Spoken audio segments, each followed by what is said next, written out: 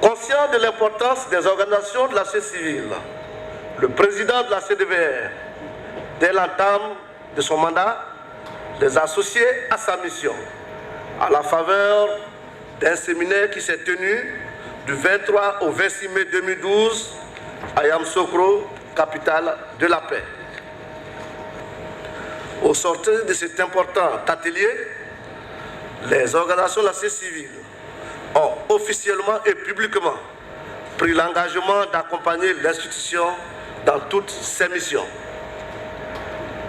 Ainsi, sur instruction du président Konabani, furent créées les plateformes des ONG qui avaient pour objectif d'informer, de sensibiliser, eux-mêmes de rassurer les populations, particulièrement la communauté des victimes, sur tout l'étendue du territoire national. C'est ainsi 36 plateformes composées chacune d'au moins 20 ONG locales ont été créées.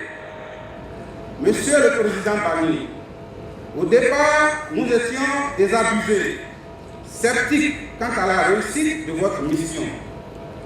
Force est de reconnaître aujourd'hui que votre méthode de travail nous a rassurés et convaincus.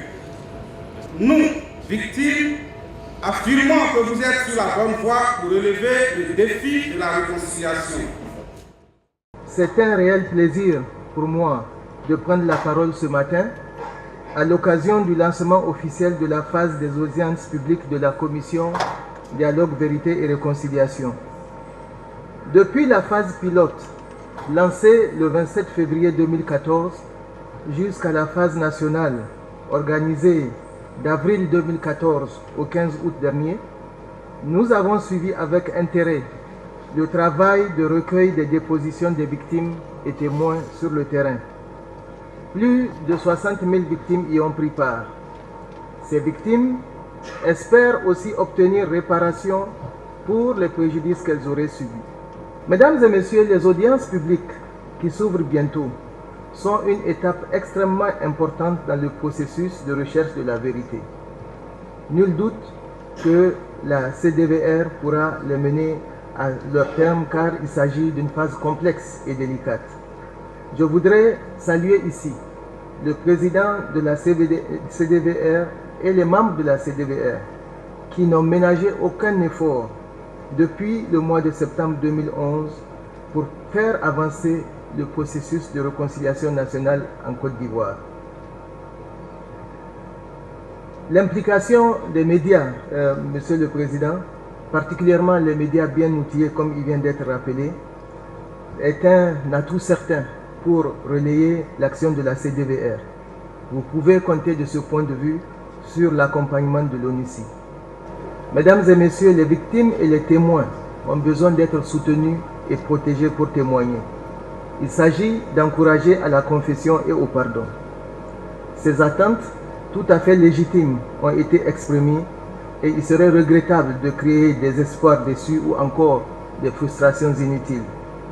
C'est une question d'intérêt général et c'est une condition sine qua non pour passer de la phase de conflit et de la violence à celle de la paix, de la démocratie et de l'état de droit.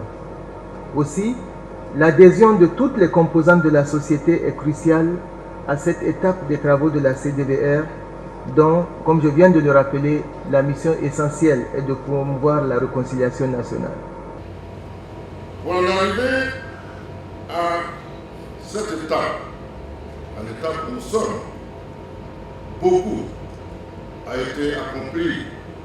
Merci à tous ceux qui sont intervenus avant moi pour rappeler quelques éléments de l'immense travail accompli, non pas uniquement par les membres de la commission, mais par des citoyens, répondant ici aux caractéristiques que nous avons souhaité pour donner à cette mission.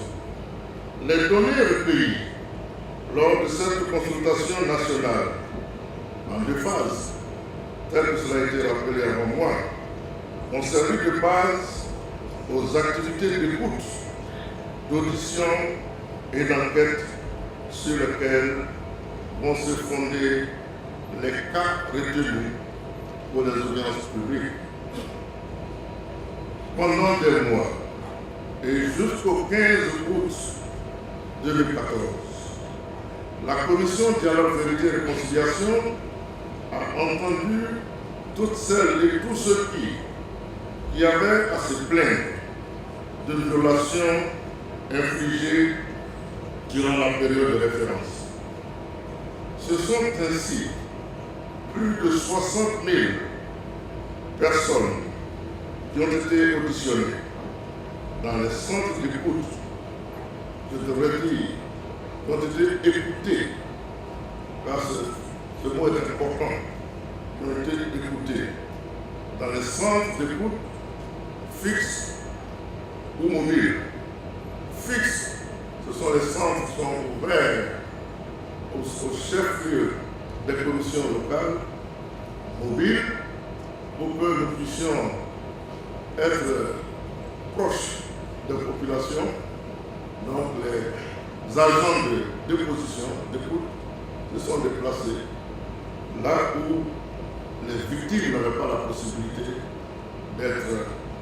de venir dans les centres d'écoute.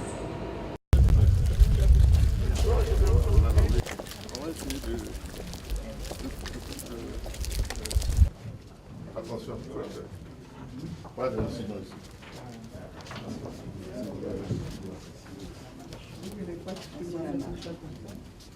Oui. Monsieur le ministre. On va apprécier de haut. Voilà. C'est le rail qui a eu le talon de Yenega. Voilà, c'est ça. Donc voilà.